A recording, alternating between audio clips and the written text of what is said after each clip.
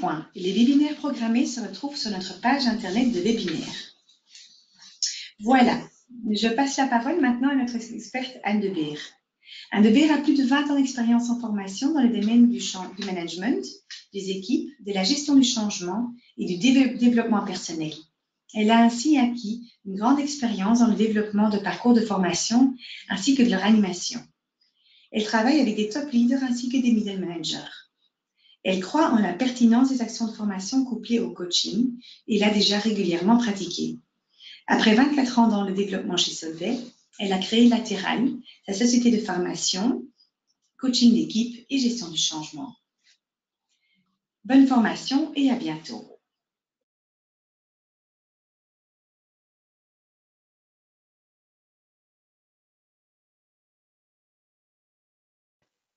Merci beaucoup, Anne, pour cette introduction.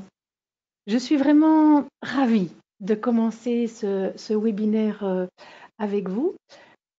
Cette heure que nous allons passer ensemble autour de ce thème qui est une question que j'ai beaucoup travaillé moi-même en tant que formatrice. C'était vraiment un aspect clé de ma pratique.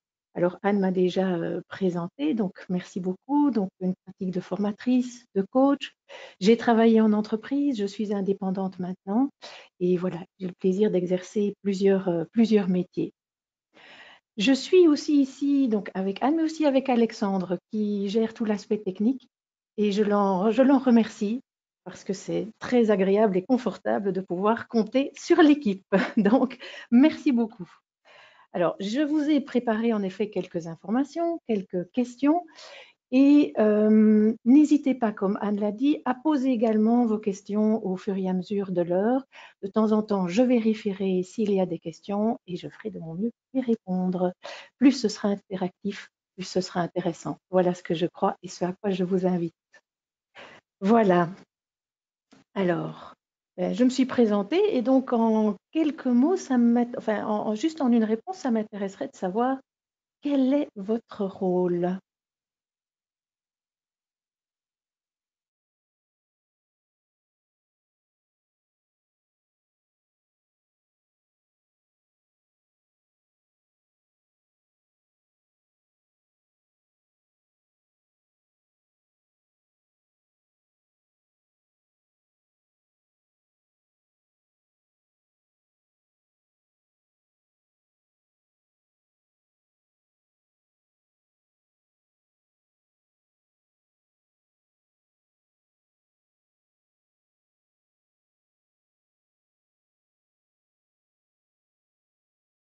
Je peux revoir les réponses, s'il vous plaît. Merci, comme ça je peux les partager avec les participants. Donc, vous êtes 58% de responsables de formation, 8% de formateurs et 33% d'autres. Voilà, comme ça on voit un petit peu le paysage d'où vous venez. Alors, première question que je propose de se poser par rapport à ce sujet, on parle de transfert d'apprentissage. De quoi parle-t-on? Pour être bien sûr que nous parlons tous de la même chose. Eh bien, c'est simple, c'est un processus qui vise à assurer l'application en milieu de travail des compétences acquises en formation. Il y a bien sûr tout un énorme travail qui est fait en formation, on va voir aussi avant, mais finalement, la finalité de toute formation, de toute action de formation, c'est bien l'application. Et donc, ce qui va nous occuper pendant cette heure, c'est comment maximiser ce transfert d'apprentissage. Il y a des chiffres que l'on connaît qui disent que l'on applique en moyenne 10% de ce que l'on voit en formation. Voilà, c'est un chiffre, peu importe s'il est très précis ou pas, mais l'idée, c'est de pouvoir l'augmenter et de tirer le meilleur parti de toutes les actions de formation. Alors, j'ai déjà envie de vous poser une question parce que je suis sûre que vous faites déjà des choses. Donc, la première question que j'ai envie de vous poser, c'est quelles sont les idées, quelles sont les actions que vous appliquez déjà pour développer le transfert de vos formations. Que vous soyez responsable de formation, formateur ou autre, c'est d'ailleurs ça qui sera très intéressant, c'est la diversité. Est-ce que vous pourriez écrire en quelques mots quelles sont les idées que vous appliquez déjà?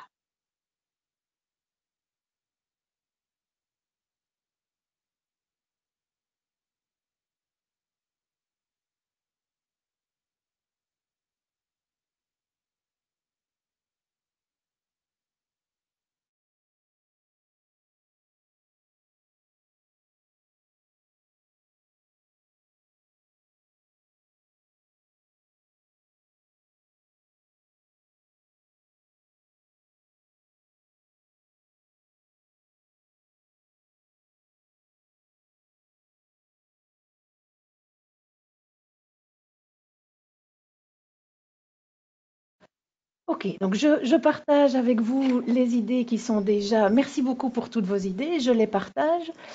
Donc, la mise en place de formateurs dans l'entreprise, qui seront certainement une bonne idée pour bien connaître l'entreprise et vraiment les jobs. La mise en pratique via des exercices, des mises en situation concrètes, excellent, super. Des retours sur expérience après quelques semaines ou quelques mois, excellent aussi. On apprend aussi par les autres. Mise en place de feedback, d'évaluation systématique, très important. Du tutorat, c'est aussi en effet quelque chose d'intéressant. Nous effectuons des ateliers sur des cas concrets. Ah, ça c'est vraiment quelque chose qui est vraiment à favoriser. Merci beaucoup. Des exercices dans le contexte de travail, ce sera quelque chose tout à fait de fondamental aussi. Je crois que là, pour le moment, je suis au bout des idées. Bien, merci beaucoup. Et on va revenir à ces idées-là après. On voit déjà qu'il y a déjà plein de choses mises en application. Alors, avant de rentrer dans les idées concrètes, je vous partage 3 principes qui sont un peu des principes de base qui seront repris après dans les actions concrètes. Je crois que les participants ne s'intéressent aux connaissances ou aux compétences qu'ils ont à prendre, surtout quand ils en ont besoin. C'est très clair que si dans mon job, je me trouve dans des situations pour lesquelles je ne suis pas formée ou où j'ai besoin vraiment de me développer, c'est là que je vais avoir beaucoup plus envie d'apprendre. Et on verra comment ça s'applique dans ce que nous pouvons mettre en place. En lien avec ça, les gens accordent plus d'importance aux connaissances qu'ils ont eux-mêmes demandé à acquérir, aux connaissances qu'ils n'ont pas sollicitées, aux compétences qu'ils n'ont pas sollicitées. À nouveau, pour moi, ça fait un lien avec comment rendre les participants le plus acteurs, le plus actifs possible. Et un troisième principe d'apprentissage que je partage avec vous, c'est le dialogue est l'outil d'apprentissage le plus puissant au monde, pour moi. Bien sûr, il y a des tas d'autres manières, mais on va voir aussi comment est-ce que l'on peut favoriser le dialogue pour favoriser le transfert d'apprentissage.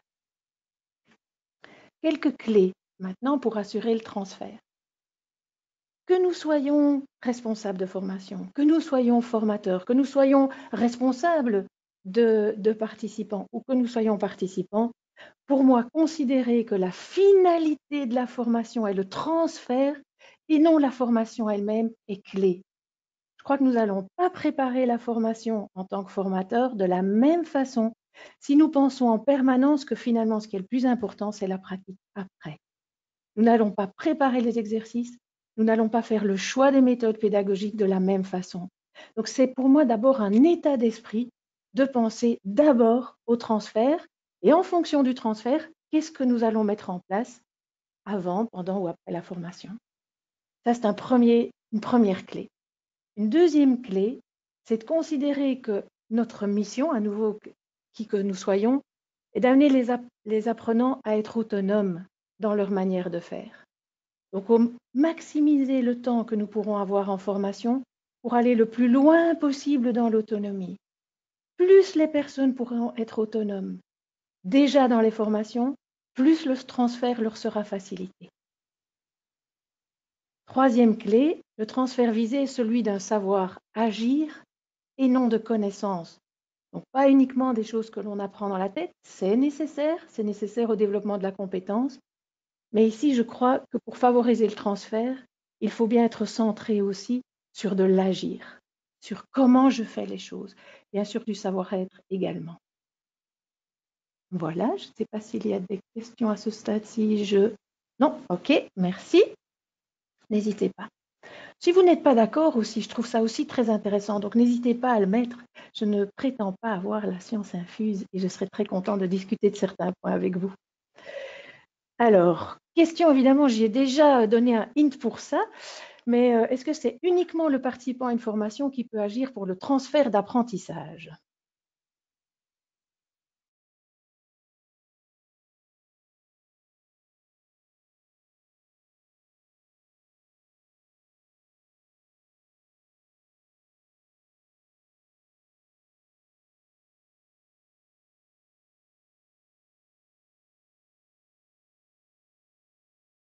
Eh bien, nous sommes bien d'accord, c'est évidemment totalement faux.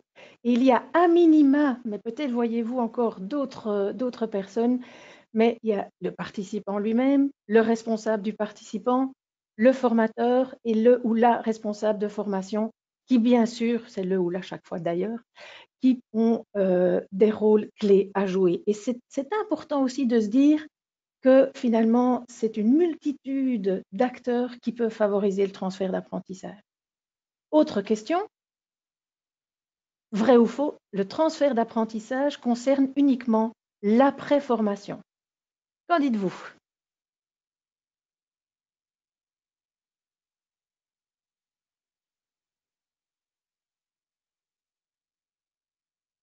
Ok, les réponses sont unanimes. Ah, ça continue, alors je vais attendre. Merci, merci pour vos votes.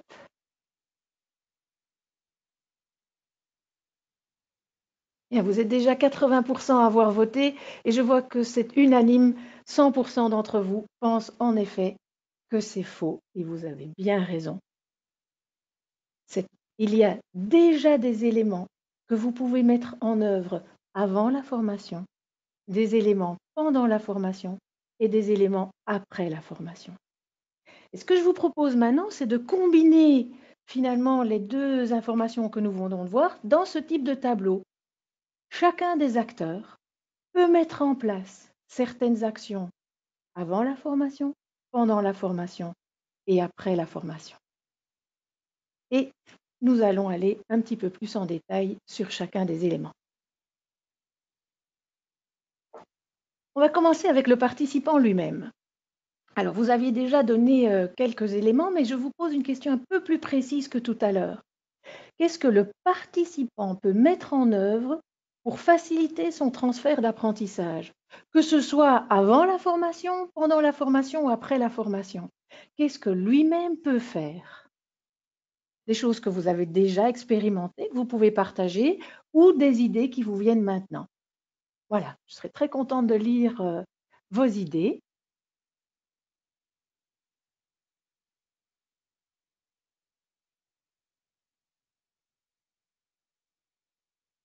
Alors, là, je vois apparaître de la participation active, très très certainement. Ça va être une des clés, c'est que plus le participant sera actif, et notamment en posant des questions par rapport à ce qui l'intéresse lui, plus forcément il récoltera ce qu'il cherche. Donc, c'est se dire, en tant que participant, je suis actif. Lire sur le sujet, nous dit Nathalie, mais oui, bien sûr. Alors là, bien sûr, les autres acteurs peuvent l'aider, mais déjà s'intéresser au sujet avant, ou même pendant la formation, et même après, c'est pour complémentariser ce qui aura été vu pendant la formation, c'est une excellente idée.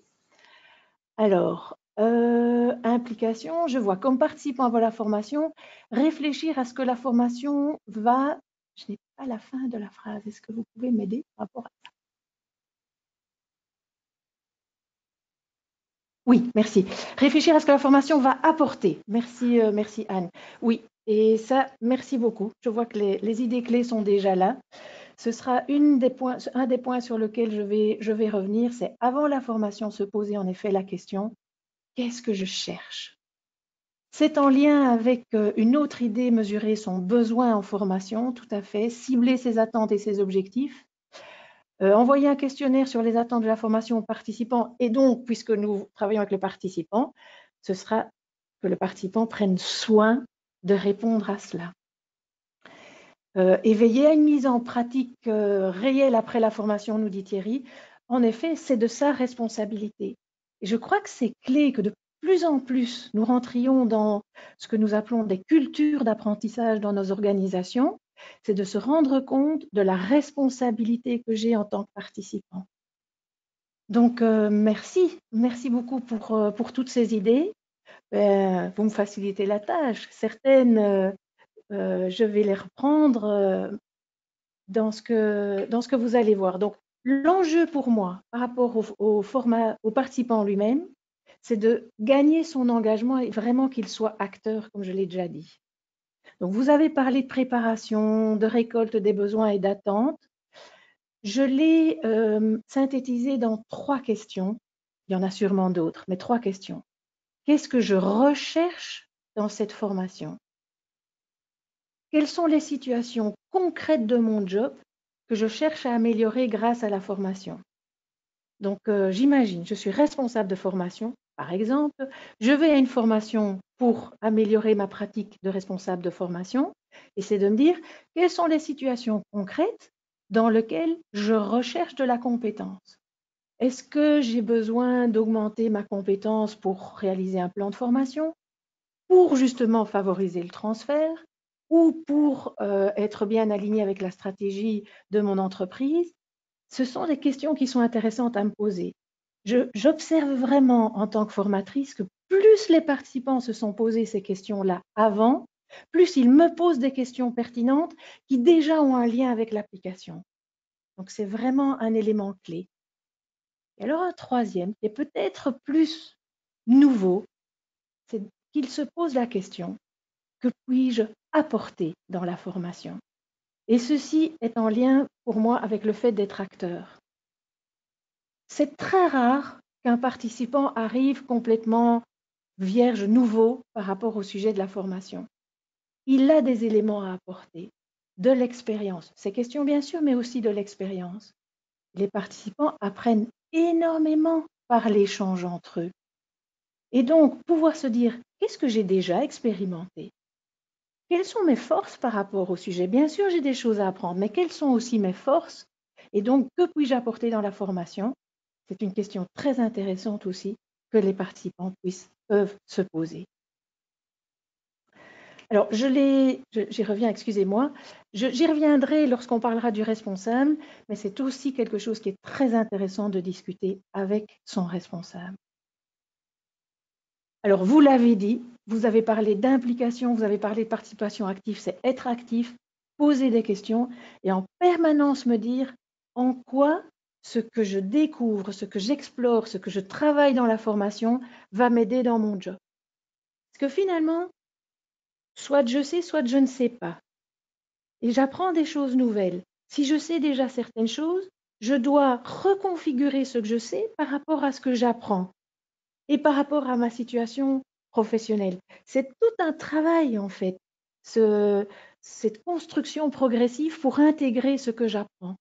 Et donc, si je me mets dans un état où je le fais déjà pendant la formation, je vais peut-être voir certains obstacles qui vont apparaître et donc je vais pouvoir poser des questions aux formateurs ou aux autres participants qui vont pouvoir m'aider par rapport aux questions que je me pose. Voilà. Alors, après la formation, tiens, mettre en pratique bien sûr. Et il y a aussi une pratique qui aide beaucoup pour aider au transfert, c'est d'être formateur de ses collègues. À partir du moment où il y a vraiment une bonne intégration de ce qui a été exploré en formation, pouvoir faire le travail de l'expliquer aux autres ou même d'apprendre aux autres comment le faire, c'est une manière de l'intégrer et de montrer que l'on peut aussi en parler aux autres. Donc ça, c'est une pratique aussi que j'encourage énormément. Voilà, je vérifie, il n'y a pas de questions. Merci. Donc ça, c'était par rapport au rôle du participant, par rapport au transfert. Alors, nous allons passer à un point qui intéresse, si j'ai vu 57% en tout cas d'entre vous, le ou la responsable de formation. Et donc, à nouveau, je vous pose la question en tant que responsable de formation, que mettez-vous en œuvre pour faciliter le transfert d'apprentissage? Le participant qui peut faire toute une série de choses, mais vous, que faites-vous pour faciliter ce transfert? Voilà, je suis curieuse de voir ce que vous allez partager.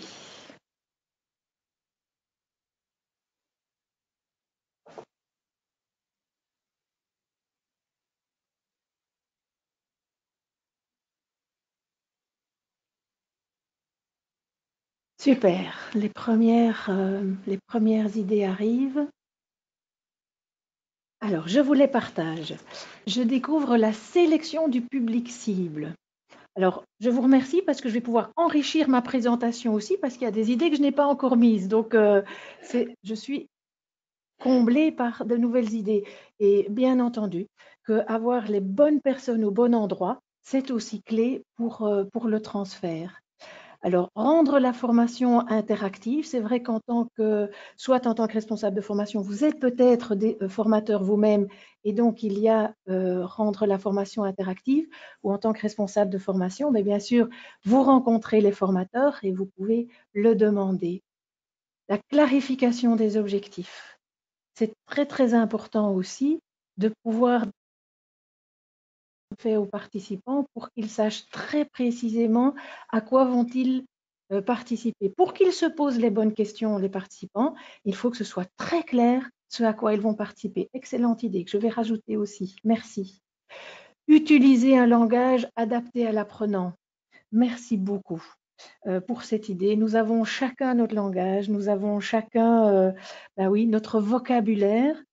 Or, les apprenants sont forcément très, très différents et donc pouvoir s'adapter à eux, ça me paraît une idée clé aussi. Je la rajoute. Merci. Alors, être sûr que les personnes peuvent appliquer ce qu'elles ont appris sur le lieu de travail, nouveau rôle, nouvelle tâche. Oui, comment pouvoir, et toute la question est justement comment pouvoir s'en assurer, en effet. Faire appliquer immédiatement les nouveaux concepts dans la formation. Très, très, très, très bonne idée. Il y a un encouragement, en effet, à ce que l'application se fasse directement. On sait que si ce n'est pas appliqué dans le mois, les 10% dont je parlais au départ risquent de devenir encore un chiffre beaucoup moindre. Donc, c'est vraiment un encouragement, une mise en place pour que ce soit appliqué le plus possible. Ce sera d'ailleurs intéressant de reprendre cette idée-là pour les responsables des participants également, parce qu'ils ont leur rôle à jouer là aussi. Merci beaucoup. Construire un prérequis avant la formation, lecture ou autre, c'est une excellente idée aussi. Ça permet également de pouvoir déjà se préparer, déjà être éveillé à certains aspects. Je suis d'ailleurs personnellement favorable à envoyer de plus en plus d'informations avant la formation pour que dans la formation, il n'y ait pas de l'information à transmettre où finalement il n'y a pas beaucoup de valeur ajoutée du formateur à ce moment-là, mais que pour que la formation soit essentiellement un lieu d'expérience et de pratique. Et ça, en tant que responsable de formation, c'est quelque chose pour lequel vous pouvez encourager en fait les formateurs à utiliser cette manière de faire. Briefer le formateur sur le niveau du public cible et le niveau des compétences. Ça me paraît aussi absolument clé. Et croyez-moi, en tant que formateur, tout responsable de formation qui peut me briefer par rapport à ça va faciliter mon travail pour pouvoir être le plus pertinent et le plus adapté au public cible et donc favoriser le transfert.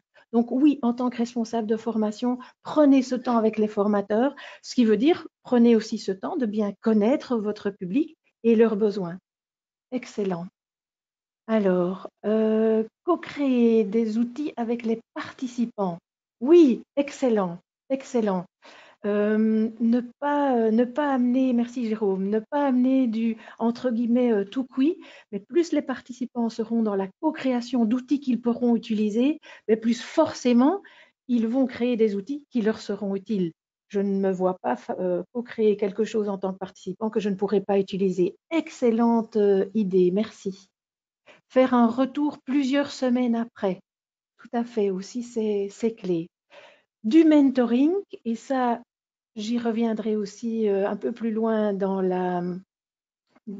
le webinaire, et mettre un plan d'action en place en fin de formation. C'est clé également. Mettre en place un plan d'action en fin de formation, c'est évidemment la responsabilité du formateur, de la formatrice, et en même temps, puisque l'on est aux responsables de formation, c'est à eux, à nouveau, de demander au formateur qu'il existe. Donc ça, vous avez vraiment une influence.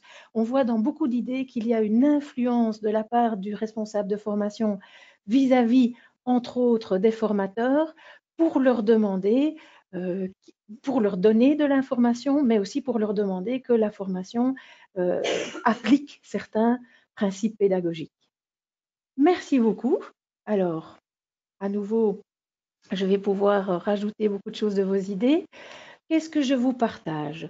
Alors, Avant la formation, en tant que responsable de formation, vous pouvez aussi demander aux formateurs d'utiliser des outils d'intégration tels que le KISS. Alors, le KISS, ça, c'est un outil très pratique que je vous partage, qui est une feuille comme ceci que je vais vous expliquer, que j'utilise. Et le KISS, qu'est-ce que c'est? C'est K-I-S-S.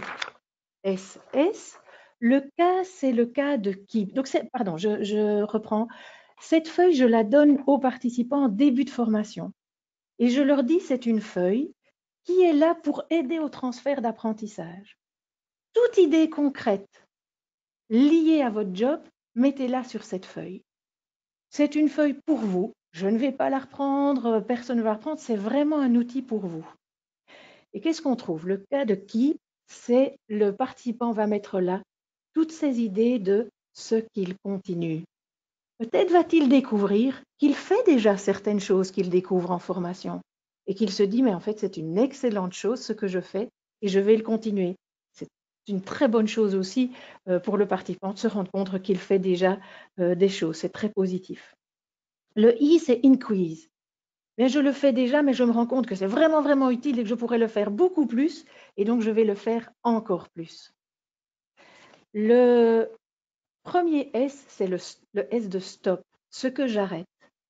Peut-être que j'utilisais certaines actions, peut-être que je mettais en place certains comportements ou attitudes que je me rends compte qu'ils ne sont pas du tout adéquats et je décide de les arrêter. Et le deuxième S, c'est le S de start.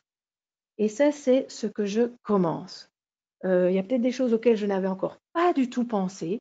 Eh bien, je décide de les commencer. Et vous pouvez imaginer, en lien avec une idée qu'un de vous nous a partagée, c'est qu'une fois que cette feuille est remplie au fur et à mesure de la formation, lorsque l'on arrive en fin de journée ou en fin de formation et que le formateur demande un plan d'action, ça va aller très vite parce que chaque participant va reprendre sa feuille KISS et puis va reprendre les éléments principaux. Mais quelque part, normalement, tout est déjà là. Donc voilà, ça c'est un élément très pratique que je vous propose. Et alors, je ne sais pas si vous avez vu, petit détail, je l'imprime sur du papier jaune parce que je leur dis c'est votre feuille en or. Parce que le transfert, il est tellement important que ce sont vos idées en or pour vous. En plus, c'est une feuille en or et la feuille jaune, ça se voit. C'est difficile de l'oublier quand on revient au bureau. Elle va apparaître parmi toutes les feuilles blanches. Voilà, petit détail. Alors, autre élément que vous, responsables de formation, mais formateurs aussi d'une certaine manière, vous pouvez proposer, c'est d'organiser la formation en l'étalant dans le temps. Alors, quand je parle d'étaler dans le temps, c'est pour des formations qui sont conçues à être organisées en plusieurs journées. Moi, je favorise à ce qu'il y ait un temps entre chaque journée. Alors, vous me voyez venir. Pourquoi un temps? Pour que le participant ait l'occasion d'appliquer ce qui est vu lors de la journée précédente. C'est lui permettre de mettre très vite en application ce qui a été vu. Et ce qui va permettre au formateur, lors du début de la journée suivante, de revenir sur cette application, de commencer la journée par là, en disant qu'est-ce que vous avez pu mettre en application? Quels sont vos succès? De quoi est-ce que vous pouvez être fier? Et puis, peut-être quelles sont aussi encore les idées que vous aviez eues, que vous avez tentées peut-être sans succès, ou vous avez encore vu des obstacles pour y arriver, et passer du temps en tant que formateur avec les apports des participants à ce moment-là sont aussi un élément qui peut favoriser l'apprentissage. Et donc, si je reviens au responsable de formation, mais vous pouvez favoriser ça en organisant les formations qui sont étalées dans le temps. Alors, vous pouvez aussi organiser des parcours de formation. Donc, parcours, c'est quand il y a en effet plusieurs éléments dans le temps, intégrant des méthodes qui vraiment sont des méthodes clés pour le transfert, le coaching, l'intervision, quelqu'un a mentionné le tutorat, le mentorat.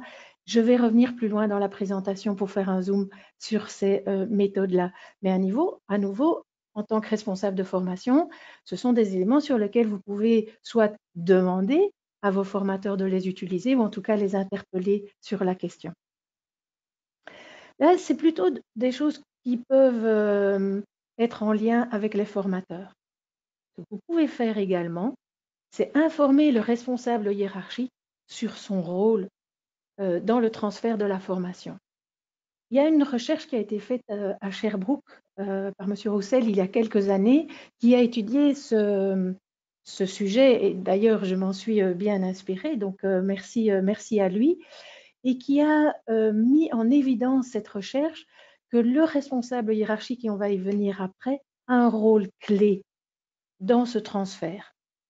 Ce que moi-même, je peux vous partager mon expérience quand j'étais chez Solvay, notamment pour un parcours de formation en développement du management qui s'étalait sur 11 jours. J'avais une conférence téléphonique, c'était une conférence téléphonique parce que les managers étaient aux quatre coins de l'Europe, mais pourquoi pas aussi en présentiel, une conférence téléphonique d'1 heure où j'expliquais aux responsables hiérarchiques des participants qui vont venir quels étaient les objectifs de la formation, ce qui allait être fait pendant la formation, et je leur expliquais leur rôle, c'est-à-dire, je vais y revenir plus loin, mais en tout cas, le rôle de briefing avant la formation, le rôle de débriefing avant la formation, le rôle de soutien, etc., etc. Je ne pouvais pas en vouloir en tant que responsable de formation aux responsables des participants de ne pas le faire. Très souvent, le retour que j'avais, c'est « j'y ai simplement pas pensé ». Je crois que quand les gens ne sont pas conscients que c'est leur rôle, ben forcément, ils ne le mettent pas en application. D'où la nécessité pour les responsables de formation d'attirer l'attention des responsables des participants comme quoi ils ont un rôle important dans le transfert. Voilà.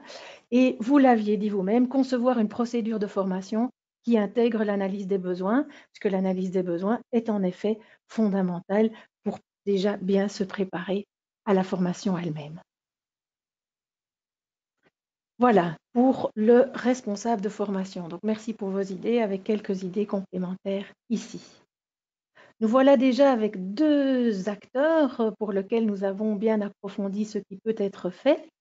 Et le 3e acteur pour lequel je vous propose de se pencher un instant sur que peut-il faire pour favoriser le transfert d'apprentissage, eh bien, c'est le ou la responsable du participant. Donc, à nouveau, à votre avis, que peut-il faire? J'ai déjà donné certaines idées, mais qu'est-ce que vous, dans votre organisation ou en tant que formateur, qu'est-ce que vous voyez déjà fait ou quelle idée avez-vous que celui-ci puisse faire pour favoriser le transfert d'apprentissage?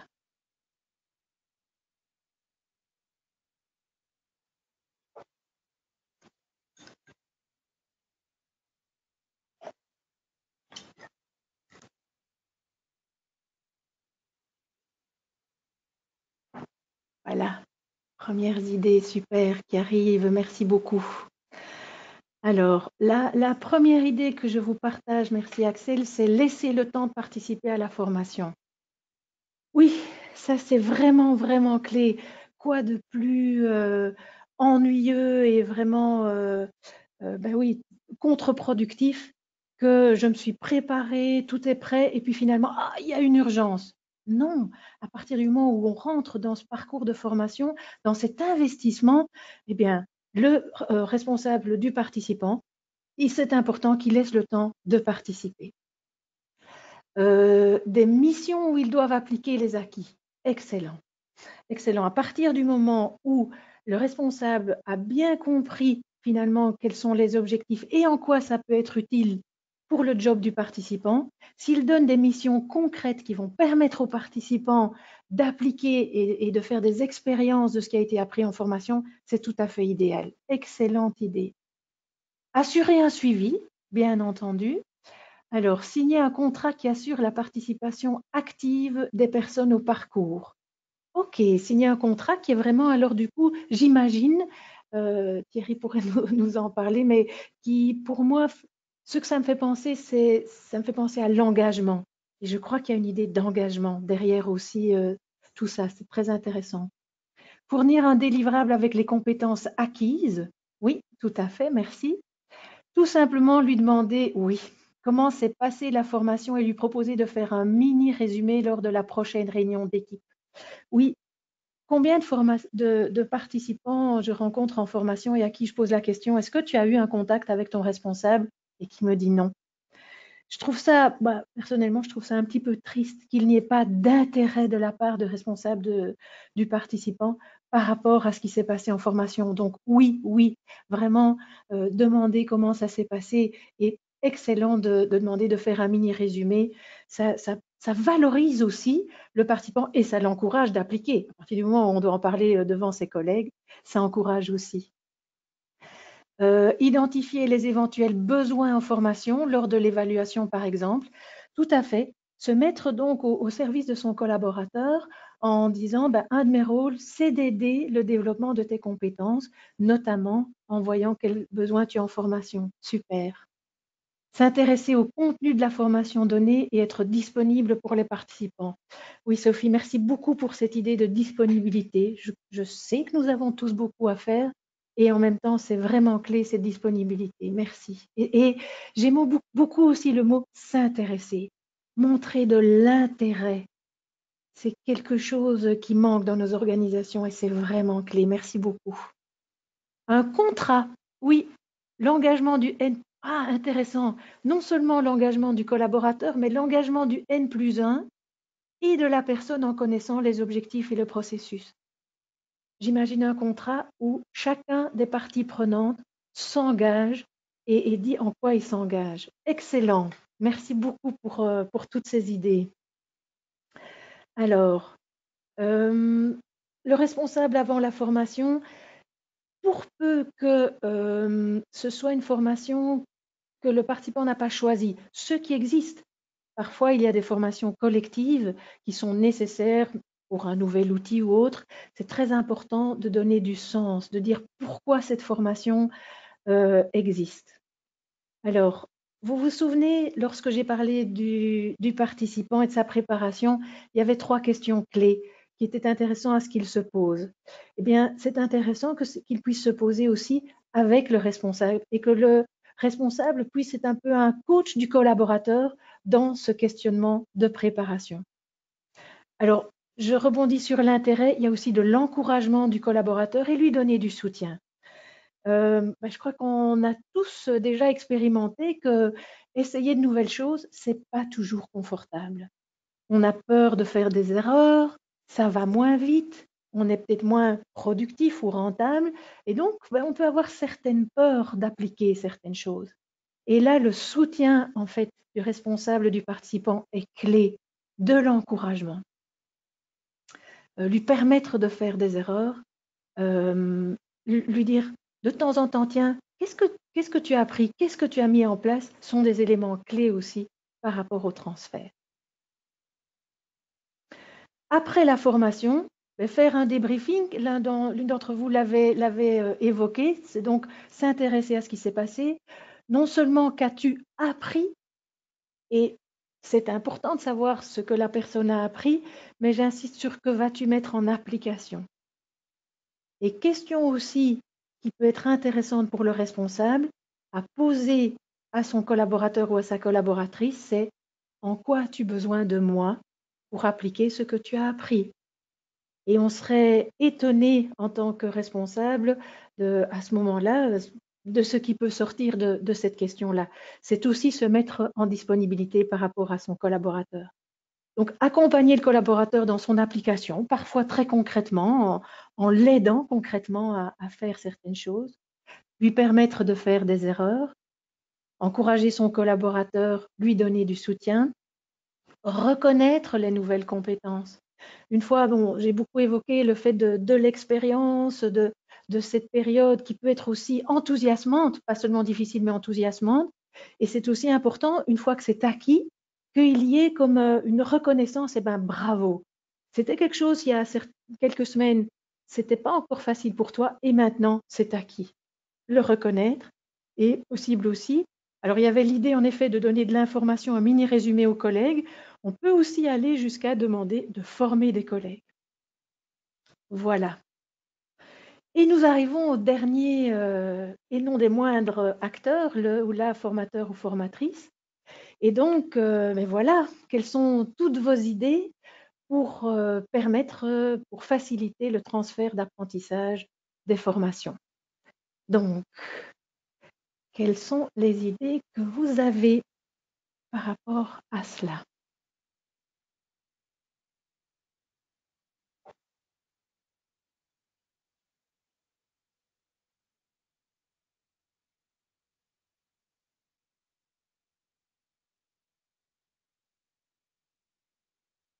Merci pour les idées qui arrivent. Alors, je découvre comportement empathique et à l'écoute. C'est vraiment fondamental comme posture du formateur, en effet, d'être empathique et d'être à l'écoute justement des questions, des difficultés, de tout ce travail que les participants font justement pour préparer le transfert. Inclure un maximum de pratiques. En effet, je réinsiste sur le savoir agir, donc c'est être lié à de la pratique, être ouvert à toutes les questions, en effet. Et ça veut dire d'ailleurs dans sa préparation de peut-être penser, enfin pas peut-être, de penser à ne pas mettre trop de contenu pour laisser du temps aux questions et aux échanges entre collègues qui peuvent naître de ces questions. Catherine nous dit proposer un exercice lié au contexte de travail. Excellent. Il peut y avoir des exercices que vous préparez et qui sont dans un premier temps voilà, de l'application d'une nouvelle compétence. Et puis, de proposer un exercice en pensant déjà à l'application du travail. Excellente idée. Mesurer l'acquisition des compétences, au fond, pour aider le participant en disant, mais où en suis-je? Et donc, qu'est-ce que je dois encore apprendre? Super. Illustrer un maximum avec des cas concrets qui touchent à l'entreprise où il se trouve. Cela nécessite de bien se préparer, de voir de l'input du L&D. En effet, et là, ça fait un lien avec le rôle du responsable de formation qui, lui, a beaucoup d'informations à donner sur l'entreprise, sur le job des participants, et donc en fonction de ça, de préparer sa formation le plus possible en mesure et pour adapter en fonction de ces informations-là. Expérimenter pour laisser faire des erreurs et en conclure des enseignements. Tout à fait.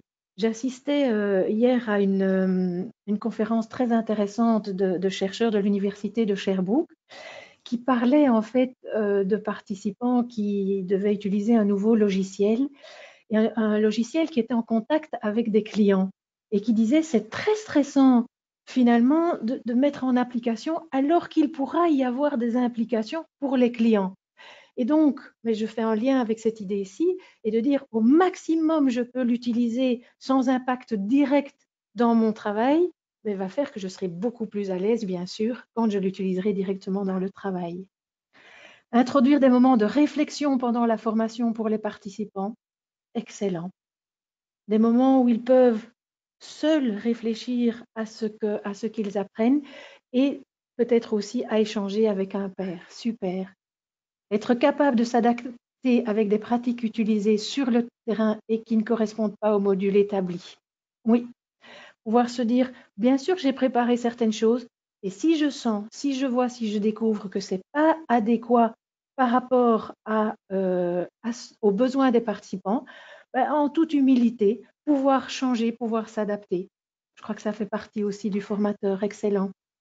Rendre la formation interactive pour favoriser la participation, oui. Du social learning, partage des acquis entre participants. Oui, je suis une grande fan, j'ai une grande croyance qu'on apprend autant entre pairs qu'avec le formateur. Demander quelques semaines plus tard ce qui a pu ou non être mis en pratique dans la vie quotidienne. Oui, c'est d'abord, ne fût-ce que poser cette question-là, ben, c'est réactiver chez le participant qui aurait peut-être un petit peu oublié qu'il doit transférer les choses. Et puis, c'est le remettre en contact avec ce qu'il est en train de transférer. Super. Synthétiser au maximum et ne pas entrer dans les détails qui seront inutiles à l'apprenant. Oui, pouvoir choisir aussi ce qui est le plus pertinent. Merci, une fois de plus, un immense merci pour toutes vos idées. Alors, y a-t-il des choses nouvelles?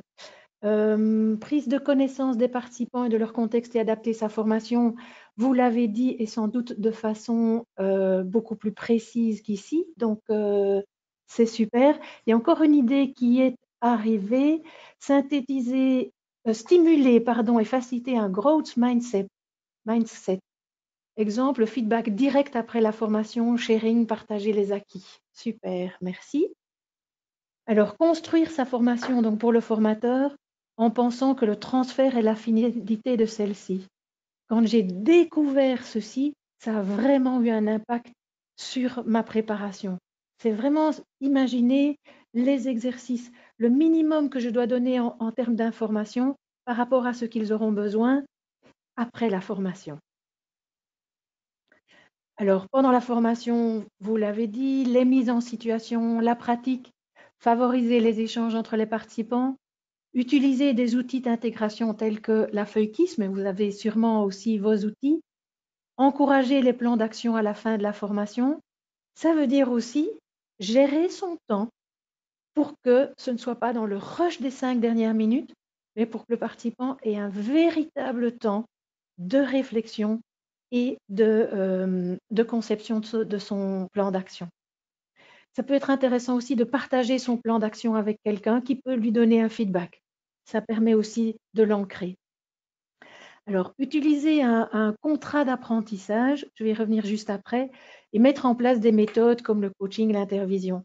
Alors, le contrat d'apprentissage, je vous montre ceci. Il est en lien avec les questions que les participants peuvent se poser, que j'encourage à ce qu'ils se posent avant la formation. Il y a une question, donc d'où je viens, sur quelles expériences puis-je me baser par rapport à la formation que je vais suivre, qu'est-ce que j'apporte, qu'est-ce que je suis prête à partager, où est-ce que j'aimerais arriver, donc quels sont mes besoins, quelles sont mes attentes, comment vais-je y arriver, non seulement en participant à la formation, mais peut-être que je vais mettre d'autres choses en place, peut-être que je vais faire des lectures, peut-être que je vais aller rencontrer quelqu'un qui sait bien faire ce dont je vais parler. Et puis, comment vais-je savoir si j'y suis arrivée? Alors, je vous partage une expérience que j'ai. J'anime entre autres, je co-anime entre autres une formation étalée sur 4 mois en cours du soir en gestion de projet. Et ce que nous mettons en place, nous demandons à chaque participant de remplir son contrat d'apprentissage. Ensuite, au début de la formation, bon, comme on est 4 co-animateurs, nous avons un contact avec chaque participant qui nous raconte son contrat d'apprentissage. En milieu de parcours, nous leur demandons de dire où en êtes-vous et de quoi vous avez encore besoin et qu'est-ce que vous allez encore faire. Et à nouveau, on écoute chaque participant. Et à la fin du parcours, nous demandons un point par rapport à leur parcours et à nouveau, nous les écoutons. Je peux vous dire qu'en termes d'implication et de responsabilisation des participants, nous avons vraiment des surprises absolument très, très, très intéressantes. Donc voilà, ça c'est un outil concret que j'avais envie de vous partager. Alors, je vois qu'il reste 10 minutes, donc je suis attentif aussi au temps pour respecter votre temps. Donc, je termine pour le formateur. Après la formation, vous pouvez aussi organiser des journées de suivi et des intervisions et du coaching.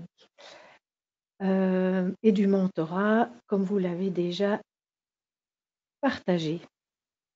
Alors, un petit mot, un petit mot de ce que j'appelle l'intervision, où de plus en plus vous entendrez le nom de co-développement.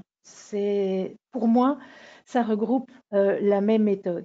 Donc l'objectif, c'est de dégager de nouvelles pistes d'amélioration ou d'ancrage de son apprentissage. Ça peut être utilisé lors de parcours de formation en début de journée, ou ça peut être utilisé après la formation. On invite les participants vraiment à des sessions d'intervision. Et quel est le principe? C'est donc un petit groupe qui se retrouve, soit des participants à une formation, soit vous pouvez imaginer ça dans votre organisation, des gens de même type de statut, des chefs de projet, des managers ou autres. Et l'idée, c'est de travailler sur une situation concrète d'un des membres du groupe. Alors, très rapidement, il y a évidemment le choix de la situation qui va être travaillée, et puis le participant qui est propriétaire de la situation va d'abord expliquer sa situation. On ne l'interrompt pas. Dans un deuxième temps, il y a des questions de clarification de la situation. Dans un troisième temps, il y a une question précise du participant qui est posée. Et voilà, je me pose telle question dans ma situation. Quatrième étape, tous les participants se mettent vraiment au service du participant par rapport à sa question et lui donnent toutes les pistes, les idées, les conseils qui lui viennent par rapport à sa situation. Il n'y a pas de débat. Toutes les idées sont bonnes. Et à la fin, le participant qui a la situation, bien sûr, d'abord remercie les autres parce que vraiment, c'est un gros travail qui est fait pour lui. S'il ou elle est déjà prêt, il va dire « Ah ben, telle ou telle idée me semble particulièrement intéressante dans ma situation ». S'il n'est pas encore capable de le faire parce qu'il a besoin de digérer, il ne le fait pas. Et on termine par un tour où on demande à chacun « Qu'est-ce que tu as appris toi aussi à travers cette situation ?» Parce que la magie de ces séances d'intervision de co-développement, c'est que même si on ne travaille pas sur ma situation, j'apprends quand même au-delà de la situation par rapport à ce qui me préoccupe. Donc pour moi, c'est quelque chose de très, très, très puissant comme méthode dans le cadre du transfert d'apprentissage. Et je l'utilise énormément et j'y crois beaucoup parce que je l'ai vu dans l'expérience. Je ne vais pas vous poser la question parce que je vois le temps qui avance. Donc, petite différence entre le coaching et le mentoring. Donc, le coaching, il a pour but d'accompagner le client, donc la personne qui a la question, à trouver ses propres solutions, soit à ses ambitions, à ce qu'il a envie de faire ou à ses questions, à ses difficultés. Donc, c'est vraiment toujours tourné vers l'avenir, vers l'action. Qu'est-ce que tu vas faire par rapport à ta situation? Et le coach, son grand outil, c'est de poser des questions pour aider le client à trouver ses propres solutions. Lorsque le participant peut avoir l'opportunité d'avoir 1, 2 ou 3 sessions de coaching individuel pour l'aider à appliquer la formation dans son job, c'est également très, très puissant. Donc, dans les parcours de formation, c'est une chose qui peut être utilisée et c'est très efficace. Le mentoring par rapport à ça, c'est un processus toujours de développement personnel, mais où un plus jeune reçoit la guidance d'une personne plus senior, qui a une plus grande expérience et où il y a un climat bien sûr de confiance qui se crée. Et le mentor va partager son expérience et va aider le plus jeune à voir, non pas à ce qu'il applique l'expérience telle qu'elle, ça n'aurait pas de sens, mais à l'aider à voir ce qu'il peut prendre de cette expérience et l'adapter dans son job. Donc c'est aussi quelque chose de très intéressant et qui peut favoriser le transfert d'apprentissage. Voilà, je regarde, il n'y a pas de questions. Donc j'espère que ceci vous a donné des idées pour aller encore plus loin dans cette pratique de transfert d'apprentissage. Encore un immense merci pour tous vos apports. Et